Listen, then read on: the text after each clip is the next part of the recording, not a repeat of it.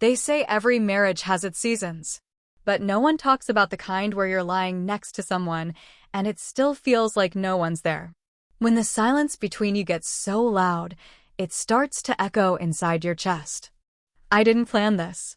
Didn't wake up one day hoping to betray anyone. But loneliness. It can twist you in ways you never thought possible. Ethan, my husband, he used to hold me like I was his world. Now he walks past me like I'm furniture. He talks to the kids. He talks about work. But me? It's like I disappeared somewhere between our wedding and his next promotion. Then his father moved in. Gerald. He was quiet, observant, always around. At first, I barely noticed him. But he noticed me, the way his eyes stayed on me a little longer. The way he'd ask if I was tired, even when I thought I was hiding it well. The way he said my name like it mattered. Like I mattered. It didn't start with a kiss. Or a touch. It started with being seen. Truly seen.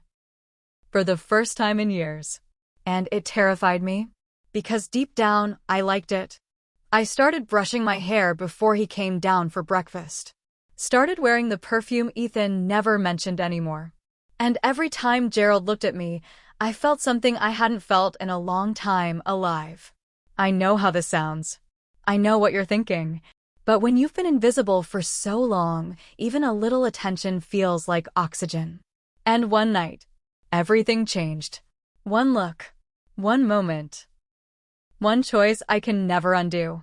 This is not a story I'm proud of. But it's mine. And if you've ever felt alone in a house full of people, you might understand why I did what I did.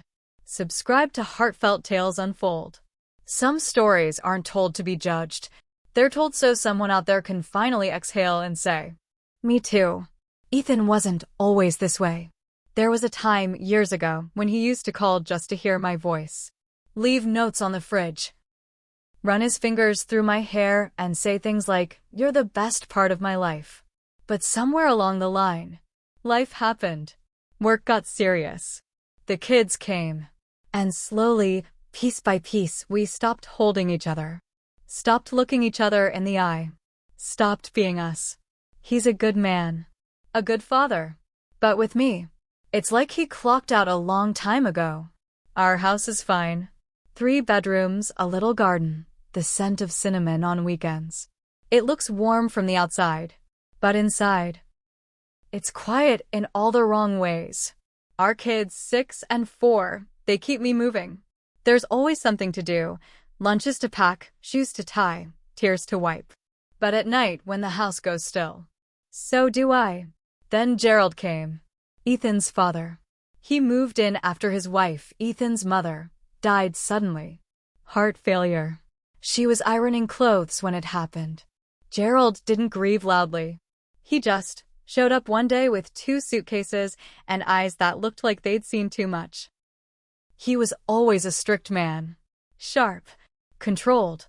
Not someone I ever thought I'd share a home with, let alone moments I'd question for the rest of my life. At first, we barely spoke. He'd sit in the corner chair and read the paper like it was still 1998. Say things like "dinner smells nice" and retreat again into his silence. But silence has a funny way of stretching, filling cracks you didn't know existed. He started noticing things. The way I'd sigh after clearing the table. The way I'd stand too long at the sink, pretending to scrub dishes just to avoid the emptiness of the couch beside Ethan. He started offering help, changing a light bulb before I asked, fixing a leaky tap before I even told anyone it was broken. He started asking questions, not big ones, just simple things like, "Did you sleep okay? Are you eating enough?" Things Ethan hadn't asked me in years. And I'd find myself answering with too much softness in my voice. Lingering just a little longer when I handed him a cup of tea. Noticing how his hands were worn, but steady. I told myself it was harmless. Just kindness between 2 people under the same roof. But deep down, something in me had already shifted. Because here was a man, widowed, aging, grieving, and yet, he looked at me. Not past me. Not through me. He looked at me. And I felt it. Every glance. Every pause. Every time he held eye contact just a second longer than necessary. It wasn't love. It wasn't lust. It was recognition. And when you've gone long enough feeling invisible, being recognized can feel dangerously close to affection. I should have pulled away. Should have created space. Should have told Ethan. But I didn't, because for the first time in a long time, I didn't feel like background noise. I felt like someone worth noticing. And that's how it started. It was Ethan's birthday. The kids were excited, running around the house with balloons they barely knew how to tie. I had spent the whole day in the kitchen, cooking his favorites, decorating the dining table, even digging out the old playlist we used to dance to back when life felt easier. Gerald offered to help. Said it like a passing thing, but he was there with me from morning till dusk. He held the ladder while I pinned decorations, washed vegetables without being asked, told me I had good taste in music when I played an old jazz record his late wife used to love. And when the evening came, and the candles were lit, and Ethan walked in with that distracted smile he gives everyone now, Gerald turned to me and said, "You made all this happen." Not loud, not showy, just quiet enough that only I could hear. Ethan barely noticed the spread. He smiled, gave me a half hug, then took a work call before dessert. The kids didn't mind, they were busy with cake. But Gerald, he stayed behind after everyone went to bed. I was in the kitchen, stacking dishes, trying to ignore the ache in my lower back when he walked in, rolled up his sleeves, started helping. No words, just soft clinks of silverware against ceramic. Then it happened. His hand brushed mine. Just for a second. It could have been nothing. A simple, accidental touch between two people holding plates. But it wasn't.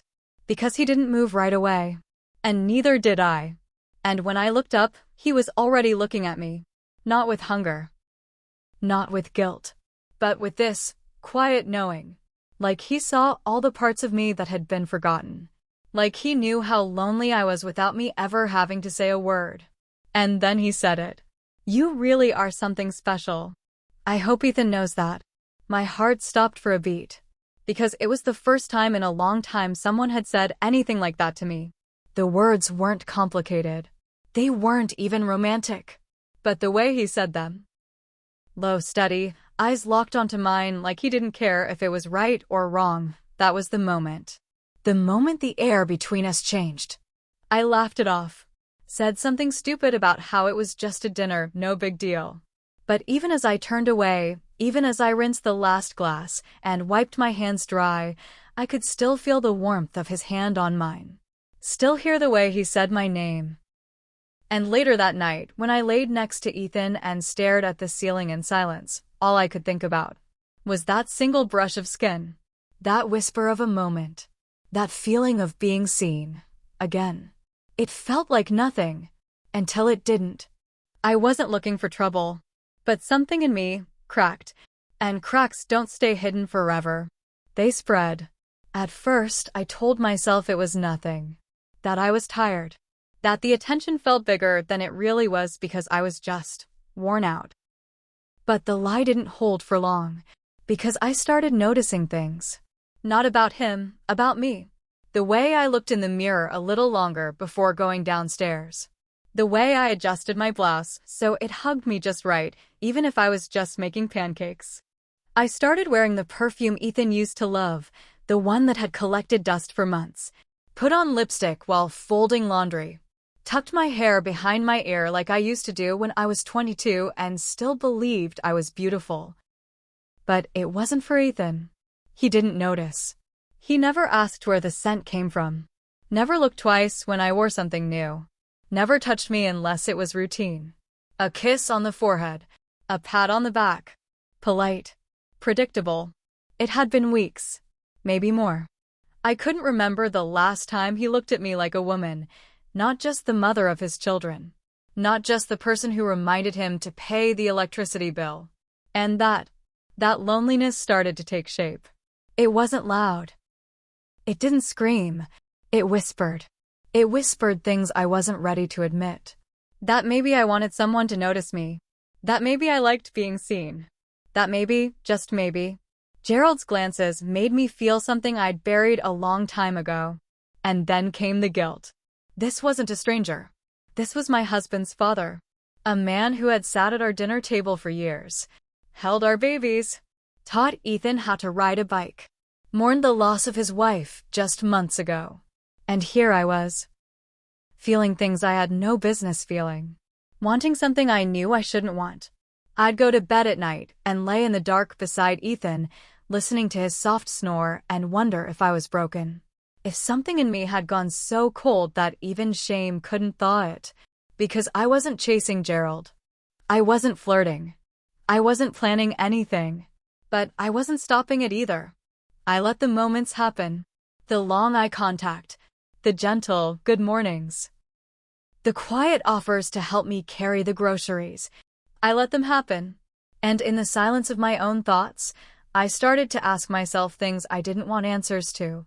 What would have happened if I'd lingered just a second longer that night in the kitchen? What if I wanted him to say more? To look again? I didn't act. But I wasn't innocent. And the scariest part? A part of me didn't feel bad. Not in that moment. Not while I was being seen. Not while I felt like more than just a forgotten wife. It terrified me. That something in me had come alive, something I thought was gone. I tried to bury it. Tried to busy myself with chores, with the kids, with being good. But the cracks had already formed. And no matter how much I tried to hold it all together, the truth was, I was unraveling. Quietly. Dangerously. And I didn't know how to stop. It's strange how something so small can start to shape your entire day. A glance. A pause. A presence. Gerald started helping more around the house. Without being asked. Without making a show of it. He fixed the loose hinge on the cabinet that had been squeaking for months. Changed the batteries in the smoke detector before I even noticed it was chirping. Offered to take the kids to the park when he saw how tired I looked one Saturday morning. It wasn't much on the surface, but it added up. He was stepping into spaces Ethan had long since vacated. Not just physically, emotionally. And I let him. I let him sit next to me on the porch when the kids were inside napping. Let him pour me a cup of tea when my hands were full. Let him talk about her, his wife, the one he lost. He said her name like a prayer, but when he looked at me, it wasn't her he saw. One rainy afternoon, the kids were coloring on the floor, Ethan was still at work, and Gerald was fixing the leak under the kitchen sink. I brought him a cup of tea, sat across from him at the table. The kind of simple silence that should have felt innocent. But then he looked at me soft, quiet, eyes heavy with memory, and he said, "You remind me of her. The way you move around the house, the way you take care of everyone." I didn't know what to say. So I smiled, tucked my hair behind my ear, tried to laugh it off like it didn't land somewhere deep inside me. Then our knees touched. Just lightly. A shift in the chair. An accident, maybe, but neither of us moved right away. I pulled back eventually, but not because I wanted to, more because I felt like I should. And yet, I didn't tell him to stop looking at me like that. Like he was remembering something. Or discovering something new. I hated how it felt. How it made my chest tighten. How it made me feel warm and ashamed all at once. And yet, I waited for it. I started noticing the time. When he came down for breakfast. When he went out for his evening walk. When he'd return with that tired smile and offer to help with dinner. I fixed my hair more. Smiled more. Laughed at his dry humor, even when it wasn't funny. And at night, I stopped sleeping next to Ethan altogether. Started falling asleep on the couch, claiming I didn't want to wake the baby. Or saying I had a headache. Or that I was too tired to move. The truth was, lying next to him felt colder than the rain tapping against the windows. Gerald filled the space Ethan left behind. Not fully. Not with intention. But slowly, like a shadow creeping in through the cracks. I told myself it was harmless. That I was just enjoying the company. that I needed the attention to remind myself I was still alive. But something inside me knew better. Knew we were dancing on a line that wasn't meant to be crossed. And I think Gerald knew it too. Because his voice softened around me. His words lingered. His hands always found ways to be near mine. We were both pretending it was nothing. But our silence had weight. And every day it grew heavier. I don't know what I was hoping for. A release? A confession? A moment that would make everything clear? But clarity never came. Only tension. And tension is its own kind of invitation. A slow burn. A breath held too long. And I was already standing too close to the fire. Ethan had a business trip. 2 nights away. He kissed the kids goodbye, barely looked at me, and said, "Don't forget to lock up. Storm's coming." Then he was gone. The rain started an hour later. Slow at first. Then hard, pounding the roof like it wanted in. The kind of rain that makes the whole house feel smaller. Quieter. The kids were asleep. The lights dimmed. And I was in the kitchen, staring at nothing, trying to remember what it felt like to be touched with meaning. Then Gerald walked in. No words, just 2 glasses in his hand and a bottle of wine. We sat in silence. The kind that isn't awkward, just heavy, like something waiting to happen. The thunder rolled. The wind pressed against the windows. And inside, the only thing louder than the storm was my heartbeat. He looked at me. Not a glance. Not a flicker. A full look. The kind of look you only give someone when you've already decided the truth between you is too big to ignore. And then he said it. Soft. Measured. Like he'd been carrying the words for weeks. "I always thought you deserved better." I didn't answer right away. I should have. I should have shut it down, stood up, changed the subject, walked away. But I didn't. I looked back at him. And before I could think, before I could breathe, I whispered, "So did I." That was it. That was the moment. Everything we'd been avoiding. Every glance, every pause, every accidental touch, it all led there. To that kiss. It wasn't rushed. It wasn't wild. It was slow. Painful. Heavy. His hand touched my cheek. Mine reached for his shirt. The room spun, or maybe the world stopped. I couldn't tell the difference anymore. All I knew was that nothing would be the same after this. I crossed a line. Not just a line, the line. And in that moment, I couldn't tell if I felt alive or empty. Because sometimes, the thing you think you've been longing for arrives wrapped in guilt so thick, you can't even breathe it in. But I let it happen. Fully. Completely. Without excuse. Because for once, I wasn't waiting to be chosen. I had already been seen. Subscribe to Heartfelt Tales Unfold. Because the next twist will leave you breathless. The next morning, everything was the same. But nothing was. The rain had stopped. The sun peeked through the curtains like it was daring me to feel normal. The house smelled like toast and silence. Gerald didn't say much. He poured his coffee, asked if the kids slept well. Didn't look at me. Not once. His words were shorter now. His footsteps quicker. Like the space between us had grown jagged overnight. I thought maybe we'd talk. That he'd say something, anything. But he didn't.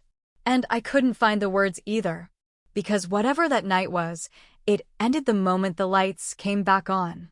Ethan came home the next day. Smiling. Tired. Completely unaware. He hugged the kids, dropped his bags by the door, and kissed me like routine. Not passion. Not even affection. Just motion. And I let him. I smiled. Nodded. Played the part. But something in me was different. Not because of what I did, but because of what I felt after. Guilt came in waves. But it wasn't sharp. It was dull, like a bruise you keep pressing, hoping it'll go numb. I couldn't look at Gerald. Not directly. When we crossed paths in the hallway, he looked past me, eyes fixed on some far-off place. He sat farther away at the dinner table. Stopped bringing me tea. Stopped fixing things around the house. And I missed him. I hated that I missed him. I hated that the one thing that made me feel alive was now the very thing making me feel sick. One evening, I walked past the guest room. His door was cracked open, and I heard his voice, low, tired, worn. We made a mistake. I should have never let it happen. He didn't know I was there. Didn't know I was listening. But every word sliced through me. A mistake. That's what I was now. A moment he wished away. But to me, it wasn't a mistake. It was the only moment in years I had felt like I mattered. Like I was more than a shadow moving through this house. And now? Now, I was invisible again. Only this time.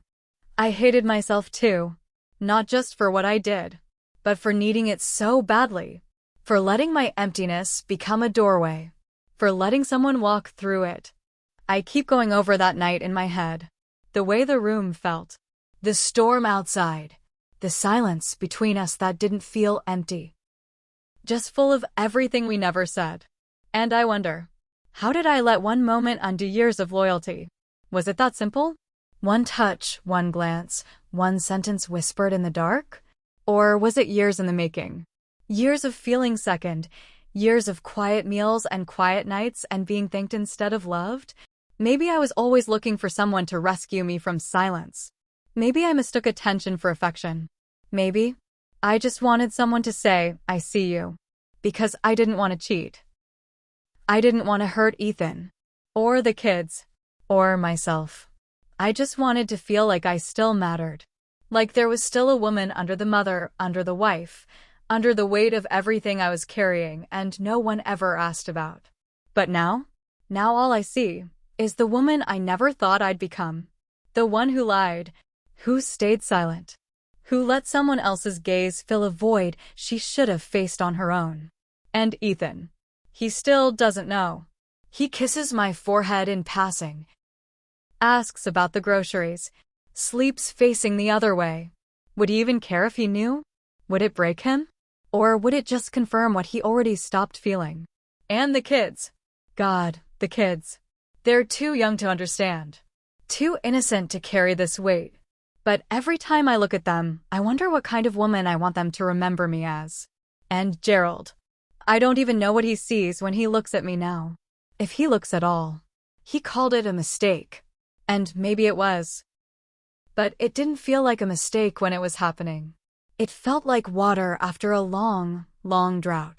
But water isn't always clean. Sometimes it floods you. Sometimes it drowns. And I'm not sure what's worse, that I did it.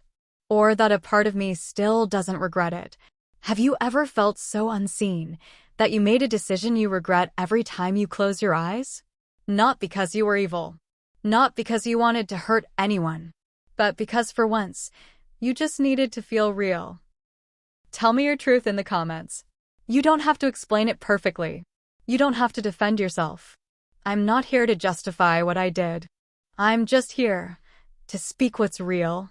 If this story reached something buried inside you, subscribe to Heartfelt Tales Unfold, where silence turns into stories too heavy to carry alone. Don't miss the next one. It might echo a truth you've never dared say aloud. Some betrayals don't come from strangers. They come from people who sit across the dinner table. People who know your routines, your favorite mug, your tired eyes. People who raised your husband. Who watched your family grow. Who became a part of your daily life until their presence felt like furniture, always there, never questioned. And sometimes, the betrayal doesn't even start with them. It starts in the mirror, with the woman staring back. The one who kept saying, I'm fine, when she wasn't. This isn't a story about lust. It's about loneliness. It's about silence. And what happens when no one's listening. It's about the ache of being forgotten. The danger of being unseen for too long. The quiet hunger that builds in the dark. Until one night, someone reaches out and you don't pull away. If this story touched a place you thought no one knew existed, don't just scroll. Reflect. Because the most dangerous betrayal is the one we excuse in the name of being seen.